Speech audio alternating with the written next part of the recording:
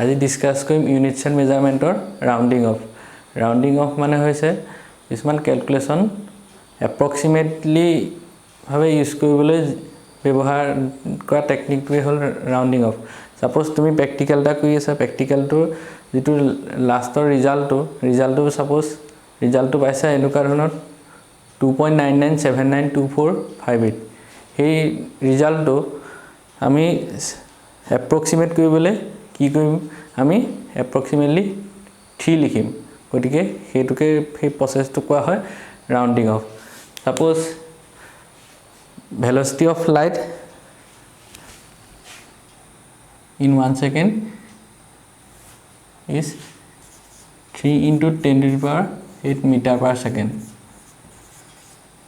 Light velocity 3 into 10 to the power 8 meter per second.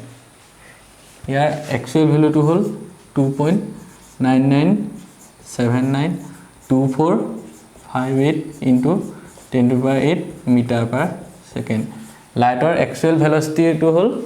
2.99792458 into 10 to the power 8 meter per second. কিন্তু আমি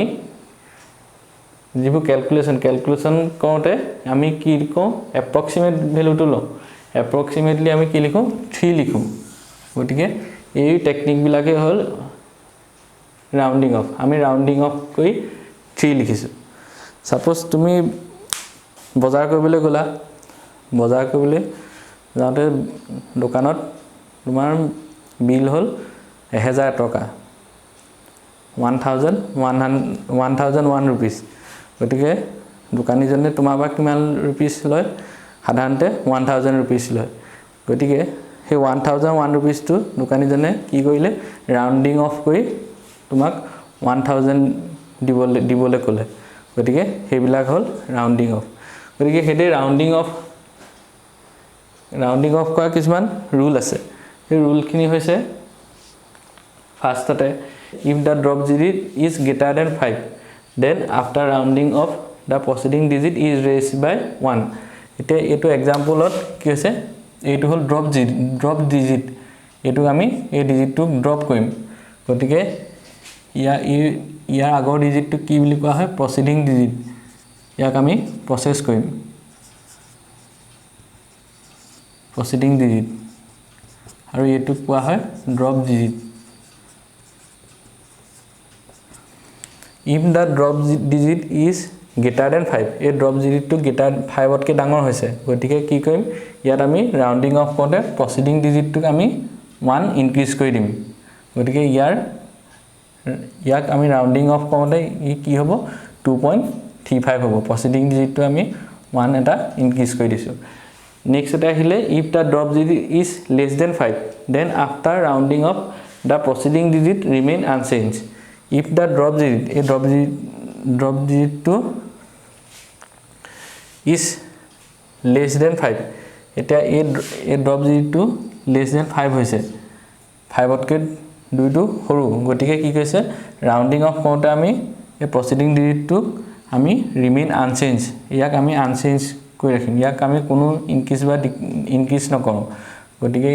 ইয়াক rounding of কৰোতে কি হ'ব ই 2.34 হ'ব next ahile third rule to if the drop digit is equal to 5 then the preceding digit remain unchanged after rounding off when it is an even number etia example hisabe etu hol 2.34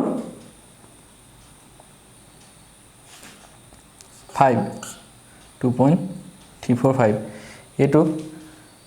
আমি rounding off করতে কি হবে এটা drop digit to equal to 5 drop digit to equal to 5 হোৱাৰ কাৰণে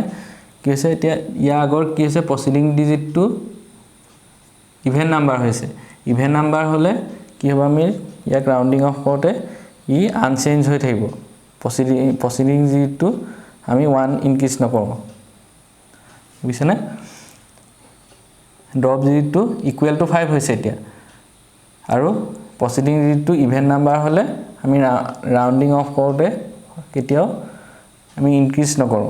1 increase নকৰো গতিকে proceeding digit is remain unchanged if the drop digit is equal to 5 the preceding digit remain raised by 1 after rounding off when it is an odd number. Suppose example হিসাবে এটো 2.335 এটা ইয়াত কি হৈছে এই preceding digit to odd number হৈছে আৰু drop digit to কি হৈছে equal to 5 হৈছে তেতিয়া rounding off কৰোঁতে কি হ'ব এই preceding digit to odd number থাকিলে rounding off কৰোঁতে আমি 1 increase কৰি দিম গতিকে ইয়াক rounding off কৰোঁতে কি হৈছে ই 2.34 হৈছে ইয়াত কি হৈছে drop digit to equal to 5 আৰু preceding digit to odd number থাকিলে আমি after rounding off preceding digit is increased by 1 গতিকে এইখিনি হল rounding off technique আৰু কিছুমান rounding off কৰোঁতে কিছুমান আৰু ট্ৰিক আছে এই ট্ৰিকখিনি আমি এতিয়া ডিসকাস কৰিম ফাৰ্স্ট এটা আহিলে for addition and subtraction এতিয়া এই ক্ষেত্ৰত কি কৰিব লাগিব আমি observe lowest significant figure after decimal আমি lowest significant figure to observe কৰিব লাগিব after decimal গতিকে example ইয়াত কি আছে lowest significant figure to হল ইয়াত আছে 8 আছে গতিকে আমি after decimal observe কৰিব পালো lowest significant figure to 8 আছে গতিকে আমি যেতিয়া আমি এডিশন কৰিছো এডিশন কৰাৰ পিছত ৰিজাল্টটো পালো 4.821 গতিকে আমি ইয়াক ৰাউন্ডিং অফ কৰাৰ পিছত ইয়াৰ ভ্যালুটো হ'ব 4.8 কাৰণ 2 to drop digit to less than 5 হৈছে সেই কাৰণে আমি preceding digit to remain unchanged হৈ থাকিব আৰু ইয়াক আমি কি লিখিছো 4.8 লিখিছো কাৰণ ইয়াটো কি আছে lowest significant figure to 1 আছে আৰু ইয়াটো lowest significant figure 1 আছে after decimal এতিয়া সেকেন্ড ট্ৰিক টু হল এতিয়া for multiplication and division ৰ কাৰণে ইয়াত কি হ'ব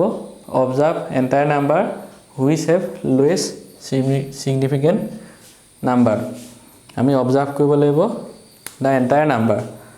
which have lowest significant number example হিচাপে এতিয়া ইয়াত এই গোটেই নাম্বাৰটো significant figure আছে 5 1 2 3 4 5 আৰু এই নাম্বাৰটোত significant figure গোটেই entire নাম্বাৰটোত significant figure আছে only 1 গতিকে আমি এই নাম্বাৰটোত আছে lowest significant figureটো গতিকে হেতু কাৰণে আমি এটো চাব লাগিব observe কৰিব লাগিব গতিকে আমি মাল্টিপ্লিকেশন কৰি পালো ইয়াৰ ভ্যালুটো পালো 0.30404 গতিকে এই ভ্যালুটোক আমি ৰাউন্ডিং অফ কৰি পালো কিমান 0.3 কাৰণ ইয়াত significant figure আছে 1 আৰু ইয়াটো significant figure 1 আমি significant figure উলিওৱা ৰুল খিনি আগৰ ভিডিওটো ডিসকাশন কৰিছিলো হেডে ডিভিজনৰ ক্ষেত্ৰটো একে এতিয়া আহিলে for non decimal number suppose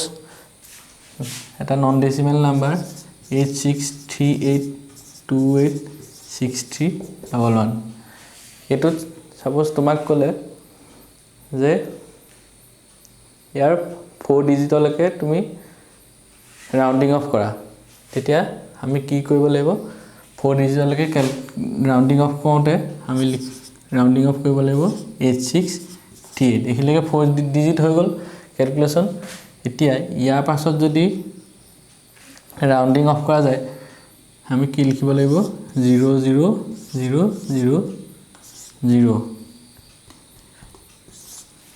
এইটো হ'ব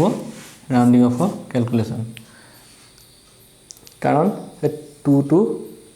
less than 5 হৈছে গতিকে less than 5 হোৱাৰ কাৰণে আমি এখিনি 000 লিখিছো যদি এইটো 8638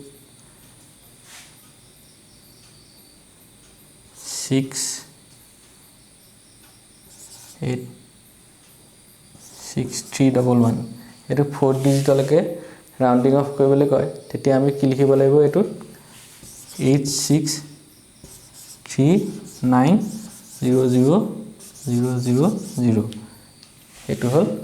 ৰাউন্ডিং অফ উলিওৱা ৰুল ইয়াত 2 to less than 5 হৈছে গতিকে সেইটো কাৰণে 8638 লিখিছো প্ৰসিডিং ডিজিটটো ৰিমেইন আনচেঞ্জ হৈ আছে আৰু বাকিখিনি আমি 00 লগাই দিছো আৰু এই ক্ষেত্ৰত কি হ'ব এতিয়া ড্ৰপ ডিজিটটো গ্ৰেটাৰ দেন 5 হৈছে সেইটো কাৰণে আমি প্ৰসিডিং ডিজিটটো কি কৰিছো 1 to 1 ইনক্ৰিজ কৰি দিছো গতিকে ইয়াক ৰাউন্ডিং অফ কৰাৰ পাছত ভ্যালুটো হ'ব 8639000000 এইখিনি হ'ল ৰাউন্ডিং অফ কৰা ট্ৰিক নেক্সট ভিডিঅ'ত আমি ডিসকাশন কৰিম ইৰ'জ ক্যালকুলেশন থ্যাংক ইউ